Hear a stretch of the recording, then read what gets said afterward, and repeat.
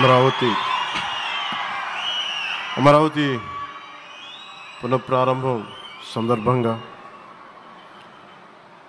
34,000 ఎకరాలు ఇచ్చి 29,000 పైచిలకు రైతులు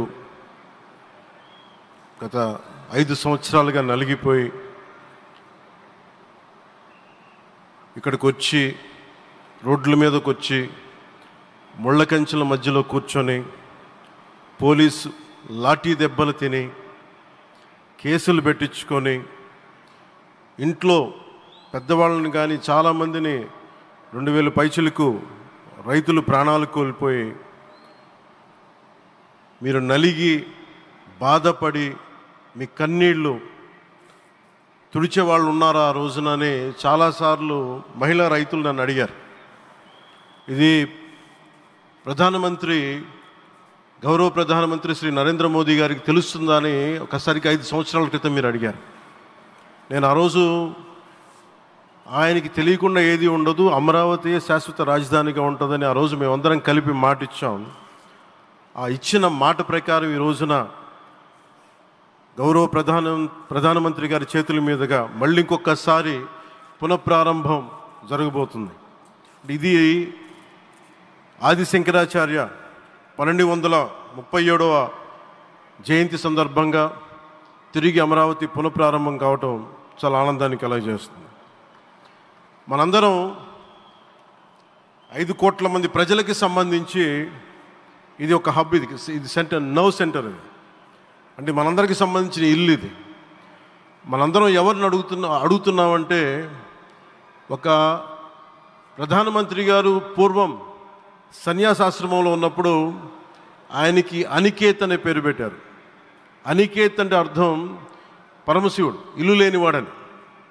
అలాంటి ఇల్లు లేనివాడు, కుటుంబం లేనివాడు 5 కోట్ల మంది కుటుంబాలకు, 5 కోట్ల మంది ప్రజల కోసం, ఎన్ని కోట్ల కుటుంబాల కోసం మనందరికీ రాజధానిలో ఒక నగరం నిర్మించడానికి, ఇల్లు నిర్మించుకోవడానికి ఇల్లు లేకుండా 140 కోట్ల మంది ప్రజల బాధ్యత తీసుకొని కశ్మీర్ నుంచి కన్యాకుమారి వరకు, అక్కడ కామాఖ్య నుంచి ద్వారకా వరకు ప్రపంచమే, మన దేశమే తన కుటుంబంగా చేసుకుంటూ ఈ భారతదేశమే తన ఇల్లుగా చేసుకొని తిరిగి పునఃప్రారంభానికి విచ్చేసిన గౌరవ ప్రధానమంత్రి శ్రీ నరేంద్ర మోదీ గారికి మనస్ఫూర్తిగా మన అందరి తరపున, ఆంధ్రప్రదేశ్ ప్రజలందరి తరపున, అమరావతి రైతాంగం తరపున, ఆడపడుచుల తరపున వారికి చేతులెత్తి హృదయపూర్వక నమస్కారాలు తెలియజేస్తున్నాను. దివిసీమ తుఫాన్ వచ్చి అందరి ఆశలను తుడిచిపెట్టేసినట్టు గత ప్రభుత్వం రాష్ట్రం మరియు అమరావతి భవిష్యత్తుని తుడిచిపెట్టేసింది. అమరావతి అంటే పరదాలు, సెక్షన్ 30, సెక్షన్ 144 మాత్రమే గుర్తుకొచ్చేలా పనిచేశారు. నువ్వు ధర్మం కోసం నిలబడితే ధర్మం నువ్వు నిలబడేలా చేస్తుంది అనే విధంగా ఆ రోజున అమరావతి రైతులు, రాష్ట్ర ప్రజలు ఈ ధర్మ యుద్ధంలో విజయం సాధించారు. రైతులు ఇచ్చిన 11,000 ఎకరాల భూమిని త్యాగం చేసి వారి సంకల్పం, 33,000 ఎకరాల భూమిని త్యాగం చేసి వారి సంకల్పం ఫలితంగా ఈ రోజున ఆంధ్రప్రదేశ్ రాజధాని ఆవిర్భవించింది. అమరావతి రాజధాని పనులు పునఃప్రారంభమవుతున్న ఈ శుభ సందర్భంలో ముందుగా రాజధాని నిర్మాణం కోసం స్వచ్ఛందంగా ముందుకొచ్చి తమ భూముల్ని, పొలాల్ని ప్రభుత్వానికి ఇచ్చిన అమరావతి ప్రాంత రైతులకు, మీ త్యాగానికి గత 5 ఏళ్లుగా మీరు చేసిన పోరాటానికి శిరస్సు వంచి మీకు ధన్యవాదాలు తెలియజేస్తున్నాను. గత 5 ఏళ్లుగా రాజధాని నిర్మాణం నిలిచిపోయి రాజధాని తరలిపోతుందనే సమయంలో రోడ్ల మీదకు వచ్చి 5 కోట్ల ప్రజల తరపున రైతులు, మహిళలు, విద్యార్థులు చేసిన పోరాటం, మీరు పడిన అవమానాలు, మీపై పడిన గాయాలు ప్రతి ఒక్కటి మా మనసులో ఉంది. ఆ రోజున దివ్యాంగులను కూడా లాఠీ దెబ్బలు నా గుండెలు ఇంకా సజీవంగా ఉన్నాయి. ఆ బాధ మేము మర్చిపోలేదు, ఎవరిని మర్చిపోనివ్వలేదు. అందుకని దానికి సజీవ సాక్షి ఈ రోజున తిరిగి పునఃప్రారంభానికి గౌరవ ప్రధానమంత్రి గారు రాక, ఆ రోజున మహిళలు, విద్యార్థులు చేసిన పోరాటం, మీరు పడిన అవమానాలు, మీపై పడ్డ గాయాలు ప్రతి ఒక్కటి మనసులో ఉంది. మీ త్యాగాన్ని మేము మర్చిపోం. మీరు చేసిన త్యాగానికి జవాబుదారీగా ఉంటాం. బాధ్యతగా అమరావతి నిర్మాణం జరిగేలా సాయశక్తుల ఈ కూటమి ప్రభుత్వం కృషి చేస్తుంది.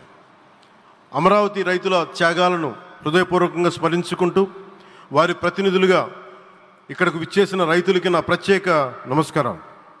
ఈ పోరాటంలో వారికి ప్రతినిధులుగా సన్మానం అందుకుంటున్న మహిళా రైతులు పాత్ర, ప్రత్యేకించి అమరావతి మహిళా రైతుల పాత్ర చాలా అభినందనీయం.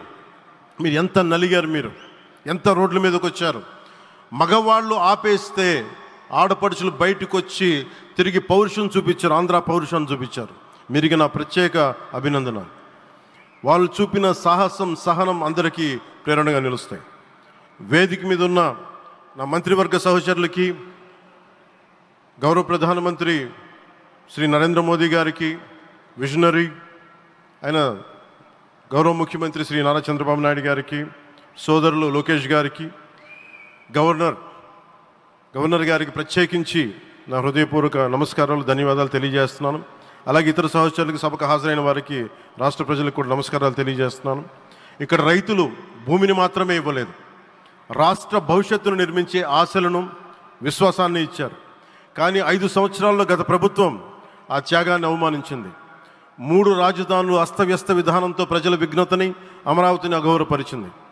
ఈరోజు ఈ వేదిక నుండి మేమందరం మీకు హామీ ఇస్తున్నాం, అమరావతి మళ్ళీ ఒక ప్రపంచ స్థాయి సర్వశ్రేష్ఠ రాజధానిగా ఆవిర్భవిస్తుంది.